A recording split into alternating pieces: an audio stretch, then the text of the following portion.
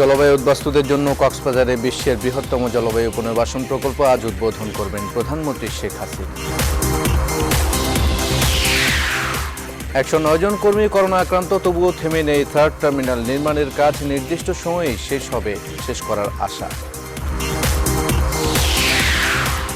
19 নদ নদীর পানি বিপদসীমার উপরে, তৃতীয় দফায় বন্যার কবলে দেশ, ভাঙনে বিলীন ঘর বাড়ি ফসলি জমি। টানা বৃষ্টিতে চট্টগ্রামে পাহাড় ধসের আশঙ্কা, সুপারিশ বাস্তবায়ন হয়নি 13 বছরেও আবারও পাহাড় কাটার অনুমতি চায় সিডিএ। মহামারী কাটিয়ে জীবন জীবিকা সচল হলেও পর্যটন শিল্পে এখনো ঘোর অমানিসা, কর্মহীন কয়েক লাখ মানুষ। সবজি চাষ করে পাল্টে যাচ্ছে যশোর অঞ্চলের অর্থনীতি, বছরে উৎপাদন 8 লাখ মেট্রিক টন। এবং শিরোপা উদযাপনের রাতে লিভারপুলের রোমাঞ্চকর জয়, করোনার মধ্যেও শহর জুড়ে ভক্তদের উল্লাস। রেইনবো অলরাউন্ডার এক্সটেরিয়র পেইন্ট, বাংলাদেশের আবহাওয়া উপযোগী একমাত্র পেইন্ট। স্বাগত নিউজ 24 সকাল 9টার বিরতিহীন সংবাদে। দেখছিলেন সংবাদ শিরোনাম, এখন বিস্তারিত। হাসি ফুটেছে দেশের জলবায়ু উদ্বাস্তুদের মুখে। কক্সবাজারের খুরুশকুল এলাকায় তাদের জন্য আজ উদ্বোধন হচ্ছে বিশ্বের বৃহত্তম জলবায়ু পুনর্বাসন প্রকল্প। ভিডিও কনফারেন্সিংয়ের মাধ্যমে সরকারের শীর্ষ 10 প্রকল্পের অন্যতম এই প্রকল্পটি উদ্বোধন করবেন প্রধানমন্ত্রী শেখ হাসিনা। সংশ্লিষ্টরা বলছেন, শুধু আবাসন নয়, জলবায়ু উদ্বাস্তুদের কাজের সংস্থানও নিশ্চিত হবে এই প্রকল্প থেকে। কক্সবাজার থেকে আরও জানাচ্ছেন শাহ আলী জয়, ছবি তুলেছেন এমদাদুল হক মিন্টু। আবুল বাশার 30 বছর ধরে কক্সবাজারের কুতুবদিয়া পাড়ায় থাকেন। নদীগর্ভে নিজের বসতবাড়ি বিলীন হয়ে যাওয়ার পর পরিবার নিয়ে আশ্রয় নিয়েছেন এখানকার সাগর তীরে সরকারি খাস জায়গায়। এমন কয়েক হাজার পরিবার জলবায়ু পরিবর্তনের বিরূপ প্রভাবে সর্বস্ব হারিয়ে এখানে চলে আসতে বাধ্য হয়েছেন, যাদের বলা হচ্ছে জলবায়ু উদ্বাস্তু। কুজিয়ারটা গ্রামে সাবেক 3 নম্বর ওয়ার্ডে ছিলাম। ওটা তখন সমুদ্রে চলে গেছে, 91 তোয়ানোর পরে সমুদ্রে চলে গেছে। ওখান থেকে আমরা আমরা এখানে বসবাস করি। 95 সাল থেকে আমরা এই কষ্ট ভোগ করে করে এতদিন পর্যন্ত আসছি। জলবায়ু উদ্বাস্তুদের আবাসনের জন্য কক্সবাজারের বাঁকখালী নদীর কূল ঘেঁষে এই দৃষ্টিনন্দন স্থাপনাগুলো। গুলমোহর, গোলাপ কিংবা ঝিনুক, ভবনগুলোর এমন নান্দনিক নাম দিয়েছেন প্রধানমন্ত্রী নিজেই। প্রথম পর্যায়ে এখানকার 20টি ভবনে ঠাঁই হচ্ছে 600 পরিবারের। প্রাথমিক পর্যায়ে এখানে পুনর্বাসন করা হবে এবং ওনাদের বেশিরভাগই হলো মৎস্যজীবী। প্রথম পর্যায়ে ওনাদেরকে প্রশিক্ষণ দেওয়া হবে এবং যার মাধ্যমে তারা ইনকাম জেনারেটিং অ্যাক্টিভিটিজের মাধ্যমে আত্মকর্মসংস্থান সৃষ্টি এবং অর্থনৈতিক কর্মকাণ্ডে স্বাবলম্বী হবে। পুরো প্রকল্পে মোট ভবন হবে 139টি, আশ্রয় পাবে 4500 পরিবার। শুধু উদ্বাস্তু মানুষের মাথা গোজার ঠাঁই নয়, এই এলাকাটিকে আধুনিক নগরী হিসেবে গড়ে তোলার পরিকল্পনা সরকারের। 100 একর জায়গা দিয়েছি আমরা পর্যটন কর্পোরেশনকে। ওখানে 10 তলা একটা শেখ হাসিনা টাওয়ার হবে, যেটা 5 স্টার হোটেল হবে। আমাদের মডার্ন যে শুটকি প্রসেসিং ইউনিট, সেটা কিন্তু এখানে হবে। তো আমাদের এই যে ট্যুরিজম ডেভেলপ করবে, আমাদের শুটকি ডেভেলপ করবে, জলবায়ু উদ্বাস্তুদের এখানে নিয়ে আসা, এটা কিন্তু একটা এই ধরনের ঘটনা। আমি বলছি আবারও যে এটা কিন্তু পৃথিবীতে বিরল ঘটনা। মাননীয় প্রধানমন্ত্রী যে স্বপ্ন দেখেছেন, বিশ্বে এটি প্রথম জলবায়ু উদ্বাস্তুদের জন্য এরকম 5 তলা বিল্ডিংয়ে আশ্রয়ন প্রকল্প। আমার মনে হয় না বিশ্বে কেউ এরকম একটি ব্যবস্থা তৈরি করেছে এই পর্যন্ত। জলবায়ু উদ্বাস্তুদের পুনর্বাসনে জাতিসংঘের যে সংস্থা কাজ করছে, সাবেক মহাসচিব বান কি মুনের সঙ্গে সে সংস্থার কো-চেয়ারম্যান প্রধানমন্ত্রী শেখ হাসিনা। জলবায়ু পরিবর্তনের জন্য দায়ী না হয়েও এর কারণে সবচেয়ে বেশি ক্ষতির শিকার বাংলাদেশ।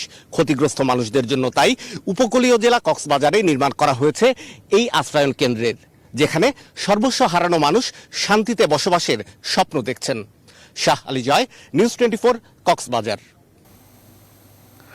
করোনা দুর্যোগের মধ্যেও হযরত শাহজালাল আন্তর্জাতিক বিমানবন্দরে পুরোদমে চলছে থার্ড টার্মিনাল নির্মাণের কাজ। সিভিল এভিয়েশন কর্তৃপক্ষের চেয়ারম্যান জানান, এরই মধ্যে 109 জন কর্মী করোনায় আক্রান্ত হলেও বিশেষ স্বাস্থ্যবিধি মেনে এই প্রকল্পের কাজ চালিয়ে যাচ্ছেন তারা। সবকিছু ঠিক থাকলে প্রায় 21,500 কোটি টাকার এই মেগা প্রকল্পটি নির্ধারিত সময়েই শেষ করার আশা করছেন তারা। আরও জানাচ্ছেন লাকমিনা জেসমিন সোমা। বর্ষায় জমা পানি মাটি দিয়ে ঢেকে দেওয়া হয়েছে। মাটি সমান করার পর শুরু হয়েছে পাইলিং এর কাজও। দূরত্ব বজায় রেখে আনুষঙ্গিক অন্য কাজগুলো করে চলেছেন শ্রমিকরা। চারিদিকে কেবলই নানা রকম যন্ত্রপাতির শব্দ। ঢাকার হযরত শাহজালাল আন্তর্জাতিক বিমানবন্দরের দক্ষিণ কোণে বলাকা ভবনের পাশেই চলছে এই বিশাল কর্মযজ্ঞ। প্রায় 21,500 কোটি টাকা ব্যয়ে নির্মিত হচ্ছে থার্ড টার্মিনাল। কোম্পানিতে থাকা জায়গা দিয়েছে, আলাদা ফ্ল্যাট বাসা দিয়েছে। কোনো সমস্যা হইতেছে প্রতি সপ্তাহে চেক হইতেছে আমাদের। আমরা মেডিকেল করছি, করোনা টেস্ট করছি, যারা ধরা পড়ছে তাদেরকে অন্য এক জায়গায় রাখছি। সকাল 8টা থেকে রাত্র 8টা পর্যন্ত 12 ঘন্টা, আবার রাত্রে 8টা থেকে সকাল 8টা পর্যন্ত আরেক শিফটে আরেক ড্রাইভার চালা। এরই মধ্যে এই প্রকল্পের 109 জন কর্মী করোনা আক্রান্ত হয়েছেন। পালাক্রমে 21 দিন পর পর প্রতিদিন অন্তত 100 জনের করোনা পরীক্ষা করা হচ্ছে। আক্রান্তদের রাখা হচ্ছে আইসোলেশনে। কাজ চালিয়ে যেতে প্রকল্পের জায়গায় 400 জনের থাকার ব্যবস্থা করা হয়েছে। পাশেই আরও 4000 জনের থাকার জন্য ব্যবস্থা করা হচ্ছে। সিভিল এভিয়েশন কর্তৃপক্ষের চেয়ারম্যান মফিদুর রহমান জানান, নির্ধারিত সময়ে প্রকল্পের কাজ শেষ করতে সর্বোচ্চ চেষ্টা চালিয়ে যাচ্ছেন তারা। ওরা প্রতিদিন 100 শ্রমিকের কোভিড টেস্ট করে, যাদেরকে পজিটিভ পায় তাদেরকে তারা আইসোলেশনে পাঠিয়ে দিচ্ছে। 400 লোকের একটা অ্যাকোমোডেশন করে রাখছে, আর আরো 400 লোকের জন্য বানাচ্ছে আরেকটা অ্যাকোমোডেশন। এইভাবে কাজটা আগায় নিতে পারছি। থার্ড টার্মিনালের নকশায় রাখা হয়েছে 24টি বোর্ডিং ব্রিজ। এর মধ্যে 12টি প্রথম ধাপে নির্মাণ সম্পন্ন হবে। বোর্ডিং ব্রিজের সঙ্গে থাকবে 13টি চেক ইন বেল্ট। সংযুক্ত করা হবে পর্যাপ্ত সংখ্যক এক্সেলেটর, সাবস্টেশন ও লিফট। আরও থাকবে রাডার, কন্ট্রোল টাওয়ার, অপারেশন ভবন এবং বহুতল কার পার্ক। করোনা মহামারীর মধ্যে দেশের মেগা প্রকল্পগুলোর কাজে কিছুটা প্রতিবন্ধকতা তৈরি হলেও থেমে নেই হযরত শাহজালাল আন্তর্জাতিক বিমানবন্দরে থার্ড টার্মিনাল নির্মাণের কাজ। এখানকার শ্রমিকদের নিয়মিত টেস্ট, স্ক্রিনিং এবং আবাসন সুবিধার মধ্য দিয়ে কাজ চালিয়ে যাচ্ছে কর্তৃপক্ষ। আশা করছে নির্ধারিত সময়ের মধ্যেই এই প্রকল্পের কাজ শেষ হবে। লাকমিনা জেসমিন সোমা, নিউজ 24, ঢাকা। পদ্মা, যমুনা, ধরলা, ব্রহ্মপুত্র, সুরমা সহ প্রধান নদ নদীর পানি বৃদ্ধি অব্যাহত রয়েছে। এতে উত্তর ও উত্তর পূর্ব ও মধ্যাঞ্চলে বন্যা পরিস্থিতির আরও অবনতি হয়েছে। অনেকে বাড়িঘর ছেড়ে বাঁধ, উঁচু সড়ক কিংবা আশ্রয় কেন্দ্রে ঠাঁই নিয়েছেন। বন্যা দুর্গত এলাকায় খাবার, বিশুদ্ধ পানি ও গোখাদ্যের সংকট চরম আকার ধারণ করেছে। সব মিলিয়ে এক দুর্বিষহ ও মানবেতর জীবনযাপন করছেন বানভাসীরা। প্রতিনিধিদের তথ্যচিত্রে ডেস্ক রিপোর্ট। বন্যা পরিস্থিতি আরও অবনতি হচ্ছে। পদ্মা নদীর পানি বৃদ্ধি অব্যাহত থাকায় সদর উপজেলার নর্থ চ্যানেল, মাধবদিয়া সহ ইউনিয়নের কয়েক হাজার ঘরবাড়ি তলিয়ে গেছে। এসব এলাকায় দেখা দিয়েছে গোখাদ্য, বিশুদ্ধ খাবার পানির সংকট। এদিকে শহর রক্ষা বাঁধ 48 ঘন্টার মধ্যে সংস্কারের কাজ শেষ হওয়ায় ফরিদপুর জেলার সাথে দুটি উপজেলার সড়ক যোগাযোগ আবার চালু হয়েছে। যে বেড়িবাঁধটা ব্রিজ হয়েছিল সেটা আমরা 48 ঘন্টার মধ্যে মেরামত সম্পন্ন করেছি। আগামী একদিনের মধ্যে পূর্ণ সেকশন ডেভেলপ করে আমরা মানুষের জন্য চলাচল উপযোগী যোগাযোগের ব্যবস্থা করে দিতে পারবো। একই চিত্র রাজবাড়ীতেও। পদ্মা নদীর পানি বৃদ্ধি পেয়ে গোয়ালন্দ উপজেলার বেশ কয়েকটি ইউনিয়ন নতুন করে প্লাবিত হয়েছে।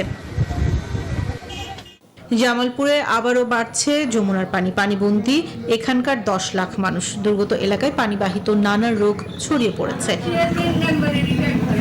কুড়িগ্রামে ধরলা ও ব্রহ্মপুত্রের পানি বৃদ্ধি অব্যাহত রয়েছে। এসব নদী অববাহিকার উপজেলাগুলোতে নতুন নতুন এলাকা প্লাবিত হচ্ছে। 3 দফা বন্যায় প্রায় 3 সপ্তাহ ধরে পানিবন্দী এখানকার কয়েক লাখ মানুষ। পর্যাপ্ত ত্রাণ সহায়তা না পাওয়ায় পরিবার পরিজন নিয়ে অর্থাহারে অনাহারে দিন কাটছে বানভাসীদের। দিন ভক্ষণ করিয়ে একটা জুগবার পাইলে খাই, না পাইলে উপেস থাকি। না, পানির মধ্যে 1 মাস থেকে আছি, খাওয়ারও কষ্ট। পানির মধ্যে আছি, কাই খোঁজ নেয়নি তো। সুনামগঞ্জে ভারী বৃষ্টি উজানের ঢলে বন্যা পরিস্থিতির অবনতি হয়েছে। সুরমা নদীর পানি শহরের 16ঘর পয়েন্টে বিপদসীমার 30 সেন্টিমিটার উপর দিয়ে প্রবাহিত হচ্ছে। পানি বাড়ছে হাওড় এলাকায়ও। Desk report, news 24।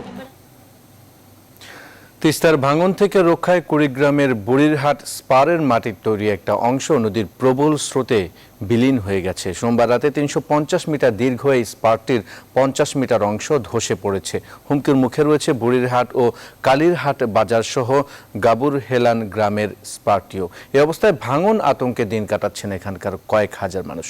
Humayun Kabir সূর্যর তথ্যচিত্রে ডেস্ক রিপোর্ট। ১৯৯৮ সালে ৩ কোটি টাকা ব্যয়ে তিস্তার ভাঙন থেকে জনপদ রক্ষায় ৩৫০ মিটার দীর্ঘ স্পারটি নির্মাণ করা হয়। এর ১৫০ মিটার কংক্রিটের তৈরি, বাকিটা মাটি ও ব্লকের তৈরি।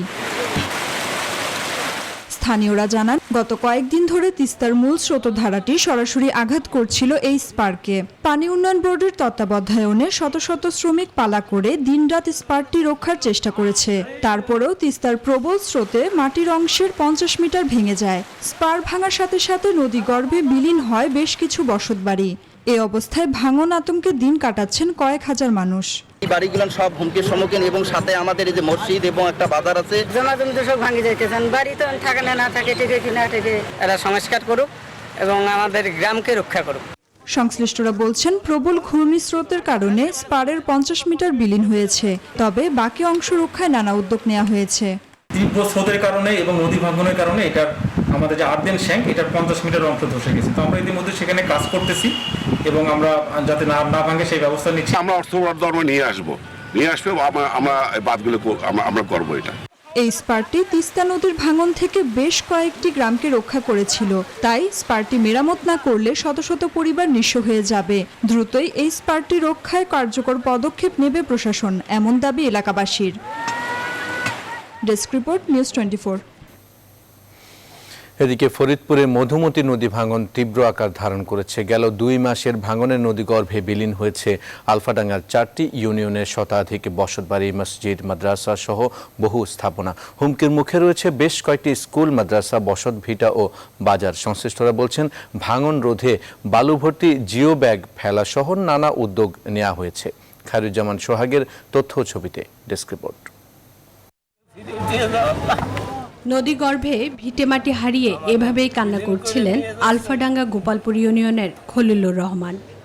আমাকে বিলীন করে নিয়ে যাচ্ছে, আল্লাহ তুমি ফিরে দিয়ে দাও। শুধু খলিলুর রহমান নয়, তার মতো অনেকেই মধুমতি নদীর তীব্র ভাঙনে নিঃস্ব হয়েছেন। গেল ২ মাসের ভাঙনে আলফাডাঙ্গা উপজেলার গোপালপুর, পাচুরিয়া সহ ৪টি ইউনিয়নের অর্ধশত বসতবাড়ি, ফসলি জমি, স্কুল, মাদ্রাসা সহ বহু স্থাপনা নদীগর্ভে বিলীন হয়েছে। সবকিছু হারিয়ে দিশেহারা নদী তীরবর্তী মানুষ। গ্রামটা ৩ কিলো লম্বা ছিল, আর এখন বাঁধতে ১ কিলো নাই। জমি তাও চলে গেছে, আর একটা কেন্দ্র সেটাও নাই। প্রাইমারি স্কুল এবং আরো অনেক বাড়িঘর এবং যে বিদ্যুতের লাইন টেন সবই এখন হুমকির মুখে। স্থানীয়দের অভিযোগ, পানি উন্নয়ন বোর্ড কার্যকর কোনো পদক্ষেপ না নেওয়ায় প্রতি বছরই ভাঙনের কবলে পড়ছেন তারা। এই বসত বাড়িগুলো ভেঙে নিয়ে যাচ্ছে, আমরা ছেলে পেলে নিয়ে এখন কোথায় যাব, কোথায় থাকবো? আমাদের নদী যে ভাঙতেছে আর যে অবস্থা, অন্য কোনো এমপি সাহেব বলিবার অবশ্যই এসে দেখতে হয়। তবে নদী ভাঙন রোধে আগামী শুষ্ক মৌসুমে কাজ শুরু করা হবে বলে জানালেন সংশ্লিষ্টরা। এই বন্যাটা লাঘব করার জন্য আমরা বর্ষা মৌসুমে আপাতত মানুষকে সুরক্ষা দেওয়ার জন্য ব্যবস্থা নিয়েছি। আগামী শুষ্ক মৌসুম থেকে অনুমোদিত যে প্রকল্পটা অনুমোদন হবে সেটা দ্বারা আমরা স্থায়ী কাজ করতে পারবো। ভাঙন রোধে স্থায়ী বাঁধ নির্মাণ করা না হলে আলফাডাঙ্গা উপজেলার ৪টি ইউনিয়ন মানচিত্র থেকে হারিয়ে যাবে, এমন আশঙ্কা স্থানীয়দের। Desk report, news 24। চট্টগ্রামে ভারী বর্ষণে পাহাড় ধসের শঙ্কায় ঝুঁকিপূর্ণ বসবাসকারীদের সরিয়ে নিতে মাইকিং করছে জেলা প্রশাসন। নগরীর চাঁদগাঁও, বাকলিয়া, আগ্রাবাদ ও কাট্টুলি সার্কেলাধীন এলাকায় ১৯টি আশ্রয় কেন্দ্র খোলা হয়েছে। এদিকে পাহাড় ব্যবস্থাপনা কমিটির সুপারিশ ১৩ বছরেও বাস্তবায়ন হয়নি। এ কারণেই পাহাড়ের পাদদেশে বসবাসকারীদের সংখ্যা বেড়েই চলেছে, এমন অভিমত পরিবেশবিদদের। নয়নবর জয়ের তথ্যচিত্রে ডেস্ক রিপোর্ট। চট্টগ্রামে বিভিন্ন স্থানে পাহাড়ের পাদদেশে মৃত্যু ঝুঁকি নিয়ে বসবাস করছে হাজার হাজার মানুষ। প্রতি বছরই বর্ষা মৌসুমে পাহাড়ে উচ্ছেদের তোড়জোড় শুরু করে জেলা প্রশাসন। এবছরও তার ব্যতিক্রম নয়, তবে অভিযান শেষ হলে আবারও সেখানে ফিরে যান বসবাসকারীরা। গেল কয়েকদিনের ভারী বর্ষণে পাহাড় ধসের আশঙ্কায় বসবাসকারীদের নিরাপদ স্থানে সরে যেতে মাইকিং করছে জেলা প্রশাসন। যারা ঝুঁকিপূর্ণ অবস্থায় বসবাস করেন তাদেরকে আমরা অন্যত্র সরিয়ে নিয়ে যাই। যারা পাহাড় মালিক রয়েছেন তাদেরকে সচেতন হতে হবে, যারা পাহাড়ে বসবাস করেন, পাহাড়ের ঢালে বসবাস করেন তাদেরকে সচেতন হতে হবে। আমরা যদি সবাই সচেতন হই তাহলে আমি মনে করি যে এই পাহাড় ধসে আর কোনো প্রাণহানি ঘটবে না। বসবাসকারীরা জানান পাহাড়ের এসব ঘরে ভাড়া কম হওয়ায় বাধ্য হয়ে জীবনের ঝুঁকি নিয়ে বসবাস করছেন তারা। কি করবো, গরিব মানুষ, আমরা রিক্সা চালি না, মানুষ আমরা বেশি ভাড়া দেও থাকতে না, একটা বিল্ডিং দিনই ভাড়া লইলে কত লাগে, আমরা কি করবো না ভারী জায়গা মানে দখল শক্ত আরেকজনে লইছি, যে যেভাবে পারছে এভাবে ক্রয় করে আছে আর কি। পরিবেশবিদরা বলছেন স্থায়ী পুনর্বাসন ও দখলদারদের বিরুদ্ধে কঠোর পদক্ষেপ না নেয়ায় পাহাড়ের পাদদেশে ঝুঁকিপূর্ণ বসবাস বেড়েই চলেছে। তবে পাহাড় ধসে প্রাণহানি ঠেকাতে বসবাসকারীদের স্থায়ী পুনর্বাসনের জোর তাগিদও দেন তারা। পাহাড়ের একেবারে ত্রিসীমানায় কেউ থাকতে পারে, বাস করতে পারবে না। যারা আছে তাদের যে কোনো প্রক্রিয়াতেই তাদের জন্য আবাসনের ব্যবস্থা করে সরকারকে প্রভাবিত করে, বিদেশি এনজিও আছে প্রভাবিত করে সরকার এনজিও প্রকল্প নিয়ে এদেরকে বাস করার ব্যবস্থা করা যেতে পারে, যদি কোনো আমলা কিংবা প্রকল্প যারা গ্রহণ করে তাদের আন্তরিক হয়। গেল 13 বছরে চট্টগ্রামে পাহাড় ধসে প্রাণ হারিয়েছেন 400-রও বেশি মানুষ। Desk report, news 24। চট্টগ্রামে নির্মাণাধীন ফৌজদারহাট বায়েজিদ বাইপাস সড়কের জন্য আবারও পাহাড় কাটার অনুমতি চেয়ে পরিবেশ অধিদপ্তরের কাছে আবেদন করেছে সিডিএ। প্রতিষ্ঠানটির দাবি, কেটে রাখা পাহাড়গুলো ধস ঠেকাতেই এই সিদ্ধান্ত। এখনও আনুষ্ঠানিক অনুমতি না দেয়া হলেও এই সিদ্ধান্তে সায় আছে পরিবেশ অধিদপ্তরের। জীববৈচিত্র্যের এত ক্ষতি করে নির্মাণ করা মাত্র 6 কিলোমিটারের একটি সড়ক যোগাযোগ ব্যবস্থার উন্নয়নে কতটুকু প্রভাব ফেলবে তা নিয়ে প্রশ্ন তুলেছেন পরিবেশবিদরা। নয়নবরীয় জয়ের তথ্য ছবিতে আরেকটি রিপোর্ট। নগরের শেরশাহ বাংলা বাজার থেকে এশিয়ান উইমেন ইউনিভার্সিটির পাশ দিয়ে নির্মাণাধীন সংযোগ সড়কটি ফৌজদারহাট বাইপাস এলাকায় ঢাকা চট্টগ্রাম মহাসড়কের সঙ্গে মিশবে। মাত্র 6 কিলোমিটারের এই সড়ক নির্মাণে গত 3 বছরে অন্তত 16টি পাহাড় কেটেছে চট্টগ্রাম উন্নয়ন কর্তৃপক্ষ। প্রকল্পের 90% কাজ শেষ হওয়ার পর বিনা অনুমতিতে পাহাড় কাটার অভিযোগে সিডিএকে মাত্র 10 কোটি 38 লাখ টাকা জরিমানা করে দায় সারে পরিবেশ অধিদপ্তর। যদিও জরিমানা না দিয়ে আদালতের শরণাপন্ন হয় সিডিএ। মামলা চলমান রেখেই কেটে রাখা পাহাড়গুলোর ধস ঠেকানোর অজুহাতে আবারও পাহাড় কাটার অনুমতি চেয়ে পরিবেশ অধিদপ্তরের কাছে আবেদন করেছে সিডিএ।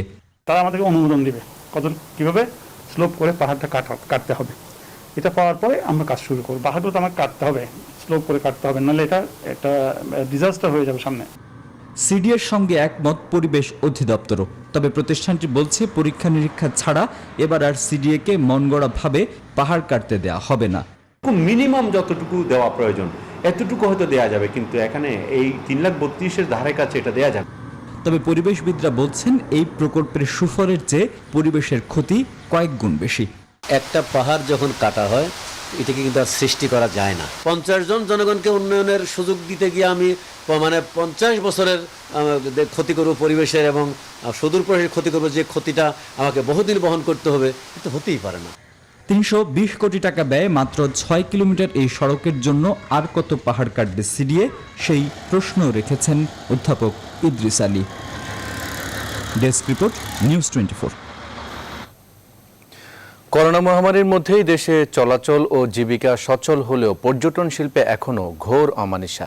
পর্যটক সংকটে এই খাত সংশ্লিষ্ট কয়েক লাখ মানুষ কর্মহীন হওয়ার ঝুঁকিতে। খাত সংশ্লিষ্টরা বলছেন, করোনার ধাক্কা কাটিয়ে শিল্প পুরোপুরি ঘুরে দাঁড়াতে আরও 2 বছর লাগতে পারে। আর এই সংকটে টিকে থাকতে সরকারের প্রণোদনা প্যাকেজের সুবিধা চান তারা। নাজিয়া কণার রিপোর্ট। প্রতি বছর অন্তত 10 লাখ বিদেশি পর্যটক এবং 1 কোটির বেশি দেশীয় পর্যটক বাংলাদেশের বিভিন্ন পর্যটন কেন্দ্রগুলো ভ্রমণ করেন। তবে এবার করোনা ভাইরাসের প্রাদুর্ভাবে তাতে দেখা দিয়েছে ছন্দপতন। পর্যটনের ভরা মৌসুমে বিদেশিদের আসা হয়নি, আর সাধারণ ছুটির কারণে পর্যটন কেন্দ্রগুলোও ছিল বন্ধ। ফলে tour operator, travel agency, hotel, motel, resort সহ এ খাত সংশ্লিষ্ট সবারই জীবিকা সংকটে। গত 4 মাসের লকডাউনের ফলে সে সময় কোনো ব্যবসা না থাকায় অনেক ইতিমধ্যে ব্যবসা গুটিয়েছে। প্রায় 70% জনবল বেকার হয়ে যাচ্ছে, তারা চরম অনিশ্চিত জীবনযাপন করছেন। মহামারীর এ ধাক্কা কাটিয়ে পর্যটন খাত কবে স্বাভাবিক হবে তা বলা মুশকিল। তবে মুনাফা নয়। কর্মীদের নিয়ে টিকে থাকাটাই বড় চ্যালেঞ্জ এখন উদ্যোক্তাদের কাছে, আর সেজন্য সরকারের প্রণোদনা প্যাকেজের টাকা পাওয়াটা জরুরি বলে মত তাদের। মাননীয় প্রধানমন্ত্রী প্রণোদনা প্যাকেজ ঘোষণা করলেও ব্যাংকগুলো খুব ধীর গতিতে এগোচ্ছে। মাননীয় প্রধানমন্ত্রী কৃষিকে অধিক গুরুত্ব দিয়েছেন, আমরা অ্যাগ্রো ট্যুরিজমকে অধিক গুরুত্ব দিচ্ছি। এজন্য সরকারের সহযোগিতা ও উৎসাহ প্রয়োজন। এই সময়টায় টিকে থাকার জন্য তাদের প্রণোদনার দরকার, তারা যেন সেটা নষ্ট না করে ফেলেন। তার এগেনস্টে তাদের জবাবদিহিতা থাকতে হতে পারে। জবাবদিহিতাটা এরকম যে আমি বাংলাদেশের কোনো একটি জায়গাকে টুরিস্ট বান্ধব অর্থাৎ পর্যটন বান্ধব হিসাবে গড়ে তুলব, অর্থাৎ আমি এমন একটি জায়গা তুলে ধরবো যে জায়গাটায় মানুষ নিশ্চিন্তে যেতে পারবে। করোনা পরবর্তী বিশ্বেও পর্যটন খাতের সামনে থাকবে নানা চ্যালেঞ্জ। যুগের চাহিদার সাথে তাল মিলিয়ে পর্যটন খাতকে ঢেলে সাজাতে পারলেই সম্ভাবনাময় এই শিল্পকে আরও এগিয়ে নেওয়া সম্ভব, মত বিশ্লেষকদের। নাজিয়া কণা, নিউজ 24, ঢাকা। করোনার বৈশ্বিক অবস্থা। বিশ্বজুড়ে করোনায় আবারও বেড়েছে সংক্রমণ ও মৃত্যু। গেল 24 ঘন্টায় বিশ্বের সর্বোচ্চ 2,79,000 মানুষ ভাইরাসটিতে আক্রান্ত হয়েছেন, প্রাণহানি 7,000-এর বেশি। এসব ঘটনায় বিশ্বে কোভিড-19-এ মোট মৃতের সংখ্যা 6,29,000 ছাড়িয়েছে, আর মোট আক্রান্তের সংখ্যা 1,53,00,000-এর বেশি। ভাইরাসটির ছোবলে যুক্তরাষ্ট্রে একদিনে সর্বোচ্চ 71,000-এর বেশি মানুষ সংক্রমিত হয়েছে, মারা গেছে 1200-র বেশি মানুষ। আর গেল 24 ঘন্টায় সবচেয়ে বেশি প্রাণহানি হয়েছে ব্রাজিলে 1,293 জনের। এদিকে ভারতেও একদিনে সর্বোচ্চ 45,000-এর বেশি মানুষ করোনায় আক্রান্ত হয়েছে। দৈনিক মৃত্যুতেও এশিয়ার এই দেশটি গড়েছে নতুন রেকর্ড। ভারতে গত 24 ঘন্টায় মারা গেছে সর্বোচ্চ 1,120 জন। এই পরিস্থিতির মধ্যে বিশ্ব স্বাস্থ্য সংস্থা বলছে 2021-এর আগে ভ্যাকসিন পাওয়ার কোনো আশা নেই। তবে স্বস্তির খবর হলো এ পর্যন্ত করোনায় সুস্থ হয়েছেন 93 লাখেরও বেশি মানুষ।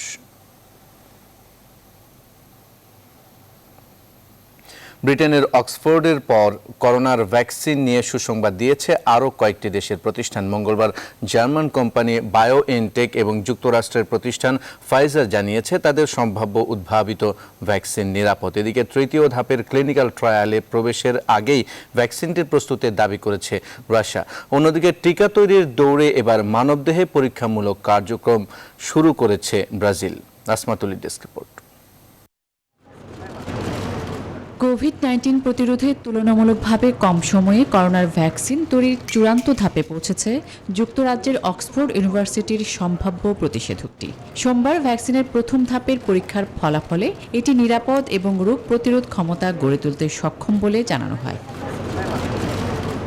আর দিন পেরোতেই ভ্যাকসিন নিয়ে আরেকটি সুখবর দিয়েছে জার্মান কোম্পানি বায়োএনটেক এবং মার্কিন ওষুধ প্রস্তুতকারী প্রতিষ্ঠান ফাইজার। তাদের উদ্ভাবিত ভ্যাকসিন নিরাপদ বলে জানায় তারা। এটির পরীক্ষামূলক প্রয়োগে মানুষের মধ্যে রোগ প্রতিরোধ ক্ষমতা বাড়ানোর ফল পাওয়া গেছে বলে দাবি তাদের। এদিকে রাশিয়ার তৈরি সম্ভাব্য ভ্যাকসিনের দ্বিতীয় ধাপের ক্লিনিক্যাল ট্রায়াল চলছে। তৃতীয় ধাপে প্রবেশের আগেই মঙ্গলবার রাশিয়ার উদ্ভাবিত করোনা ভাইরাসের ভ্যাকসিন প্রস্তুত বলে দাবি করেছে মস্কো। অন্যদিকে বহুল কাঙ্ক্ষিত করোনার ভ্যাকসিন তৈরিতে পিছিয়ে নেই ব্রাজিলও। মঙ্গলবার দক্ষিণ আমেরিকার এই দেশটি তাদের ভ্যাকসিনের হিউম্যান ট্রায়াল শুরু করেছে। তবে ব্রিটেন সহ বিভিন্ন দেশ তাদের উদ্ভাবিত সম্ভাব্য ভ্যাকসিনের প্রাথমিক সাফল্য দাবি করলেও এখনই প্রতিষেধকের চূড়ান্ত সফলতার নিশ্চয়তা দিতে নারাজ অক্সফোর্ডের প্রধান গবেষক সারা গিলবার্ট। আসমাতুলি, নিউজ 24। চট্টগ্রাম কক্সবাজার মহাসড়কের চকরিয়ায় কাভার্ড ভ্যান লেগুনা মুখোমুখি সংঘর্ষে 7 জন নিহত হয়েছেন। এই ঘটনায় গুরুতর আহত হয়েছেন 7 জন। বুধবার বিকেলে চকরিয়ার উত্তর হারবাং এলাকার একটি কমিউনিটি সেন্টারের সামনে এই দুর্ঘটনা ঘটে। নিহতরা সবাই লেগুনার যাত্রী। স্থানীয়রা জানান দুর্ঘটনার সময় বেশ বৃষ্টি হচ্ছিল। সংঘর্ষে গাড়ি দুটি পাশের খাদে ছিটকে পড়ে। এ সময় উদ্ধার কাজ চালায় এলাকাবাসী ও হাইওয়ে পুলিশ। নিহতদের মধ্যে 6 জন ঘটনাস্থলে এবং 1 জন হাসপাতালে নেয়ার পথে মারা যান। আহতদের উপজেলা স্বাস্থ্য কমপ্লেক্স ও চট্টগ্রাম মেডিকেল কলেজ হাসপাতালে পাঠানো হয়েছে। নিহতদের মধ্যে 4 জনের পরিচয় নিশ্চিত করেছে পুলিশ। এরা হলেন চকরিয়ার বদিউল আলম ও ফিরোজ আহমেদ, লামার আল আমিন ও লোহাগড়ার মিনার উদ্দিন।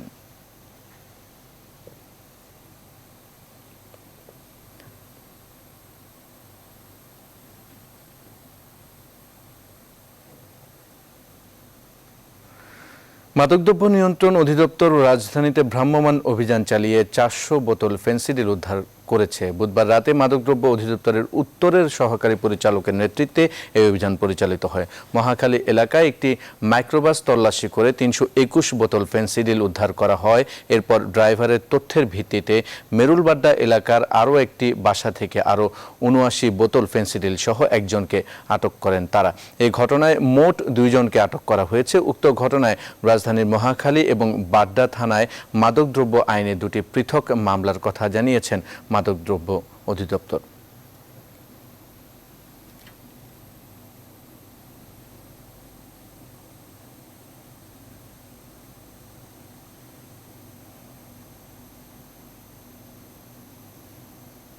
মাধ্যমে অবগত হই যে একটা মাদকের একটা বড় চোরা চালানো হচ্ছে, এরকম আমাদের যেখানে ধরা হয়েছে সেখান থেকে আমাদের পাস হচ্ছে। এর ভিত্তিতে আমাদের কর্মচারীরা এবং আমাদের এনফোর্সমেন্ট বাহিনী সেখানে অভিযান পরিচালনা করে এবং মহাখালীতে আমাদের অভিযানে পরিচালনা করা হয়। পরবর্তীতে বাড্ডা আমরা তাদের যে এখানে অ্যারেস্ট করা হয় সেখান থেকে আমরা বাড্ডাতে যাই। সেখান থেকে আমরা প্রায় 400 বোতল এখানে 400 বোতল ফেনসিডিল উদ্ধার করা হয়েছে। এবার ফার্স্ট সিকিউরিটি ইসলামী ব্যাংক অর্থ বাণিজ্যের সংবাদ।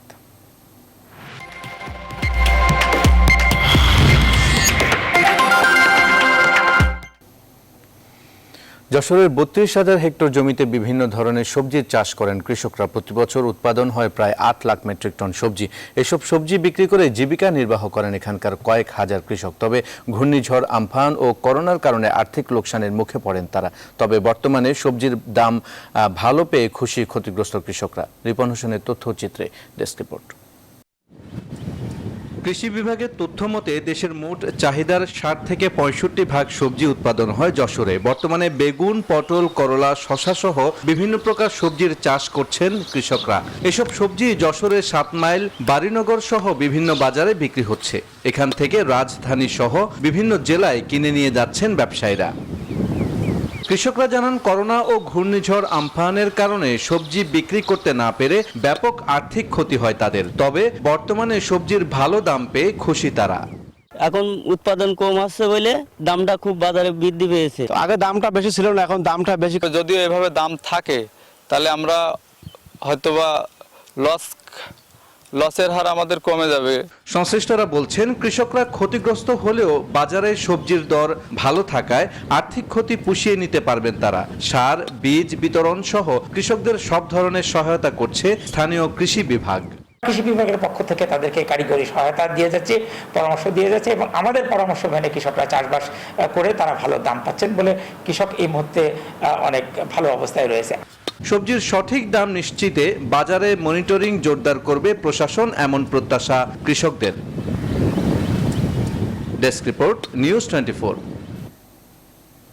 দর্শক, আগেই জানিয়েছি কক্সবাজারের খরুশকুল এলাকায় জলবায়ু উদ্বাস্তুদের জন্য আজ উদ্বোধন করা হচ্ছে বিশ্বের বৃহত্তম পুনর্বাসন প্রকল্প।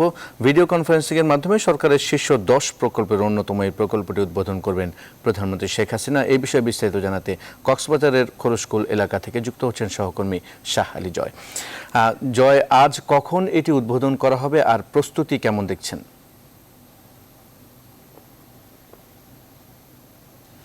আজ সকাল 10:30টায় এই প্রকল্পটির আনুষ্ঠানিক উদ্বোধন করবেন প্রধানমন্ত্রী শেখ হাসিনা। ঢাকার গণভবন প্রান্ত থেকে তিনি ভিডিও কনফারেন্সে যুক্ত হয়ে খরুশকুলের এই আশ্রয়ন প্রকল্পটি উদ্বোধন করবেন এবং এটির যে প্রস্তুতির কথা জিজ্ঞেস করছেন, আসলে আফসার প্রস্তুতি মোটামুটি সম্পন্ন হয়েছে। সব রকমের প্রস্তুতি এখানে শেষ করা হয়েছে। আপনি নিশ্চয়ই আমার পেছনে যেই সুরম্য যেই ভবনগুলো দেখতে পাচ্ছেন, নান্দনিক যে ভবনগুলো দেখতে পাচ্ছেন, সেই ভবনগুলোই আসলে মূলত উদ্বোধন হতে যাচ্ছে। আজ 20টি এরকম ভবন উদ্বোধন হবে, যেখানে 600-এরও বেশি পরিবার প্রাথমিকভাবে ঠাঁই পাচ্ছে এবং এই যে মোট এই যে প্রকল্প, সেই প্রকল্পটির পুরোপুরি বাস্তবায়ন হলে এখানে 139টি ভবন এখানে নির্মাণ করা হবে এবং সেখানে 6000-এরও বেশি পরিবারের এখানে বাসস্থানের ঠিকানা হবে এই খুরুশকুলের যে আশ্রয়ণ প্রকল্প, এবং এখানে যারা আশ্রয় গ্রহণ করবেন, যাদের এখানে আবাসন নিশ্চিত করা হবে, তারা প্রত্যেকেই কিন্তু প্রত্যেকটি পরিবারই কিন্তু জলবায়ু উদ্বাস্তু হচ্ছে জলবায়ু পরিবর্তনের কারণে যারা নদী ভাঙন, যারা ঘূর্ণিঝড় এবং যারা বন্যা, এই ধরনের জলবায়ু পরিবর্তনজনিত কারণে যারা আসলে উদ্বাস্তু হয়েছেন, যারা সহায়ক সম্বলহীন ছিলেন, তাদের জন্য আসলে এই আবাসন প্রকল্পটি নির্মাণ করা হয়েছে। এবং আমরা এখানকার প্রকল্প সংশ্লিষ্টদের সঙ্গে কথা বলে যে বিষয়টি জানতে পেরেছি যে এখানে শুধু তাদের আবাসনই নয়, এখানে যেন তারা তাদের কর্মসংস্থান নিশ্চিত করা যায়, সেই জন্য কিন্তু কক্সবাজারের যে বৃহত্তম শুটকি মহল সেটি নির্মাণ করা হচ্ছে এখানে। একই সঙ্গে এখানে স্কুল থাকছে, এখানে উপাসনালয় থাকছে, ছোট বাজার তৈরি করা হচ্ছে, এবং এই মহাপরিকল্পনার মধ্যে রয়েছে একটি পর্যটন কেন্দ্র হিসেবে এই এলাকাটিকে গড়ে তোলার কথা ভাবছে সরকার, যেখানে একটি 5 তারকা মানের হোটেল তৈরি করা হবে। এবং আরেকটি বিষয় জানিয়ে রাখতে চাই যে পর্যটনের সুবিধার জন্য বিমানবন্দর থেকে যেন 5 মিনিটের মধ্যে এই প্রকল্প এলাকায় পৌঁছানো যায়, সেজন্য কিন্তু ইতিমধ্যে একটি সেতু নির্মাণও কাজ শুরু হয়েছে, যেটি খুব দ্রুতই শেষ হবে বলে আমরা জানতে পেরেছি। তো আফসার, সব মিলিয়ে বলা যায় যে উদ্বাস্তু মানুষদের চোখে এখন আনন্দের ঝিলিক, তাদের মনে আনন্দের বন্যা। তারা সহায় সম্বলহীন এসব মানুষ যারা কক্সবাজারের বিভিন্ন জায়গায় তারা বস্তিতে থাকতেন, তারা কিন্তু এই সুরম্য অট্টালিকায় এখন থেকে বসবাস শুরু করবেন। তো আফসার, কক্সবাজার থেকে এই ছিল আমার কাছে সর্বশেষ খবরাখবর। আফসার, ধন্যবাদ। কক্সবাজারের খুরুশকুল থেকে যুক্ত হয়েছিলেন আমাদের সহকর্মী শাহ আলী জয়, জানাচ্ছিলেন প্রধানমন্ত্রীর উদ্বোধনের অপেক্ষায় যে প্রকল্প সেখানে আছে সেই প্রকল্পের বিস্তারিত। দিনাজপুরের খানসামা থানায় পুলিশ সদস্যদের সবজির চাহিদার একটা বড় অংশ এখন থানা চত্বর থেকেই ব্যবস্থা হয়, কারণ ভারপ্রাপ্ত কর্মকর্তার উদ্যোগে ভবনের আশপাশের খালি জায়গা এখন সবজি ক্ষেত। বিষমুক্ত উপায়ে উৎপাদিত সবজি উৎপাদন যোগাচ্ছে সাধারণ পুলিশ সদস্যদের। ফখরুল হাসান পলাশের তথ্য ছবিতে ডেস্ক রিপোর্ট। দিনাজপুরের খানসামা থানার পেছনে প্রায় 50 শতক জায়গা একসময় পরিত্যক্ত ছিল, এখন আবর্জনার ফেলার সেই জায়গায় হয়েছে সবুজ উদ্যান। চাষবাসের আওতায় নিয়ে আসা এই জমিতে নিয়মিত কাজ করছেন মালি, অবসরে বাগান দেখাশোনা করেন পুলিশ সদস্যরাও। এখানে বরবটি, শসা, মিষ্টি কুমড়া সহ 30 রকমের সবজির আবাদ হচ্ছে। পর্যাপ্ত পরিচর্যায় ফলনও বেশ ভালো হচ্ছে। এসবের পাশাপাশি থানা ভবনের পাশ দিয়ে ফলের চারাও রোপণ করা হয়েছে। এসবই হয়েছে বাগান প্রেমী ভারপ্রাপ্ত কর্মকর্তা শেখ কামাল হোসেনের উদ্যোগে। আগে পুলিশের যেমন প্রতিদিন 120-30 টাকা খরচ হতো পার ডে এই সবজি সরবরাহের কারণ সেখান থেকে তাদের অনেক অর্থ সাশ্রয় হচ্ছে। কীটনাশক মুক্ত এবং নিজেদের উৎপাদিত সবজি খাওয়ার আনন্দ বেশি, বলছেন পুলিশ সদস্যরা। এর আগে আমরা অনেক থানায় চাকরি করছি, আমাদের বর্তমান ওসি স্যারের তত্ত্বাবধানে এখানে যে সবজি চাষ হচ্ছে এরকম কখনো আমরা দেখি নাই বা এরকম আমরা কখনো পাইও নাই। তো আমরা নিজেরা কখনো এই সবজি বাগানে আসি, শ্রম দেই, পরিচর্যা করি। মুক্ত খুব শাক সবজি খুব সুন্দর হয়েছে, দেখতেও খুব সুন্দর, মানে এখানে অনেক অফিসার আসে দেখার জন্য। কৃষি কর্মকর্তা বলছেন সব সরকারি অফিস এই উদ্যোগ নিলে ভালো কিছু সম্ভব। থানা আমাদের কৃষি বিভাগের সাথে সার্বক্ষণিক যোগাযোগ রাখে, তাদের যে সবজির বিভিন্ন ক্ষতিকর বালাই সম্পর্কে বা ব্যবস্থাপনা সম্পর্কে আমাদের জিজ্ঞাসা করে এবং আমরা নিজেরা পরিদর্শন করে সেগুলোতে তাদের সঠিক পরামর্শ দিয়ে থাকি। বাংলাদেশের প্রতিটি থানা এবং বিভিন্ন সরকারি বেসরকারি প্রতিষ্ঠান এই উদ্যোগটি গ্রহণ করলে বাংলাদেশের সবজির চাহিদা অনেকাংশে পূর্ণ হবে বলে আমি বিশ্বাস করি। দিনাজপুরের খানসামা থানার পুলিশ ম্যাচে সবজির একটি বড় অংশ যায় এই বাগান থেকে। Desk report, news 24। এবার আন্তর্জাতিক প্রসঙ্গ।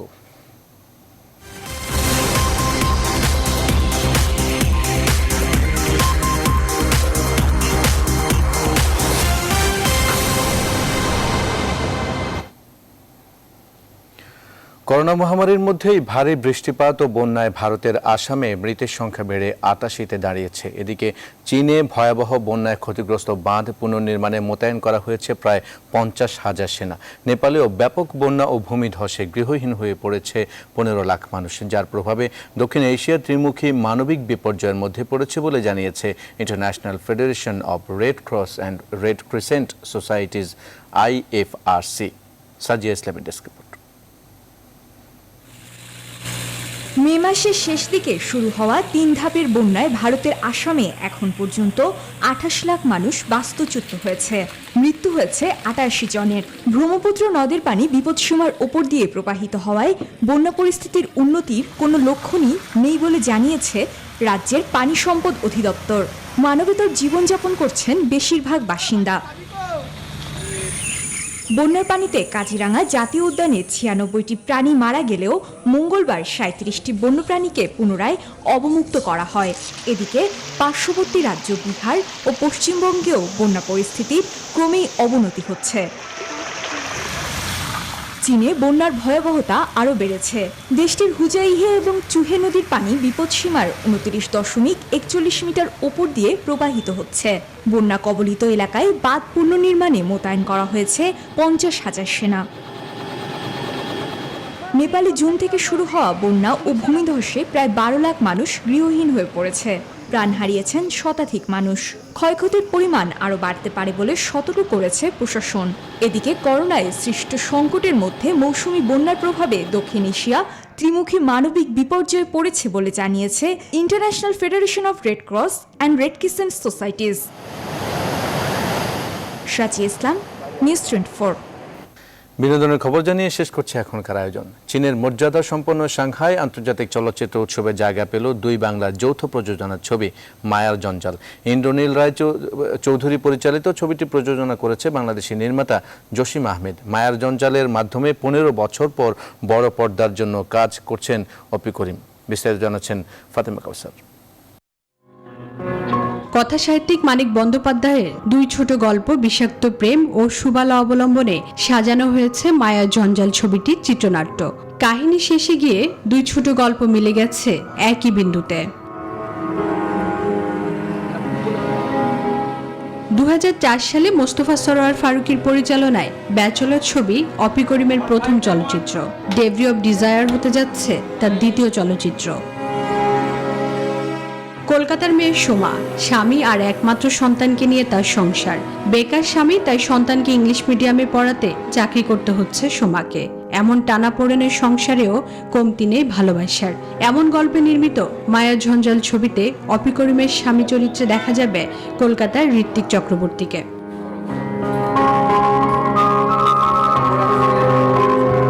এশিয়ান নিউ ট্যালেন্ট অ্যাওয়ার্ডের অফিসিয়াল সিলেকশনে জায়গা পেল মায়া জঞ্জাল। প্রথম দিনেই এসএফসি সাংহাই ফিল্ম আর্ট সেন্টারের হল 3-তে দেখানো হবে ছবিটি। এছাড়াও 29 জুলাই ও ১ আগস্ট থাকছে আরও 2টি প্রদর্শনী। মাত্র 10টা ছবি এই এশিয়ান নিউ ট্যালেন্ট অ্যাওয়ার্ডের জন্য নমিনেশন হয়েছে। এই বছরেই ওয়ার্ল্ডে মাত্র বড় এ লিস্টেড ফেস্টিভ্যাল 2-3টা হচ্ছে। তো সেই ফেস্টিভ্যালের একটাতে আমাদের ছবি আছে, এটা ডেফিনেটলি আমরা সম্মানিত বোধ করতেছি। গত 13 থেকে 22 জুন হওয়ার কথা ছিল উৎসবের 23তম আসর, কিন্তু করোনা ভাইরাস ছড়িয়ে পড়ায় তা স্থগিত করা হয়। অবশেষে আগামী 25 জুলাই উৎসবটির উদ্বোধন হতে যাচ্ছে, চলবে 3 আগস্ট পর্যন্ত। ফাতেমা কাউসার, নিউজ 24, ঢাকা। এই ছিল বিরতিহীন সংবাদে এখনকার আয়োজন। সাথে থাকায় ধন্যবাদ সবাইকে।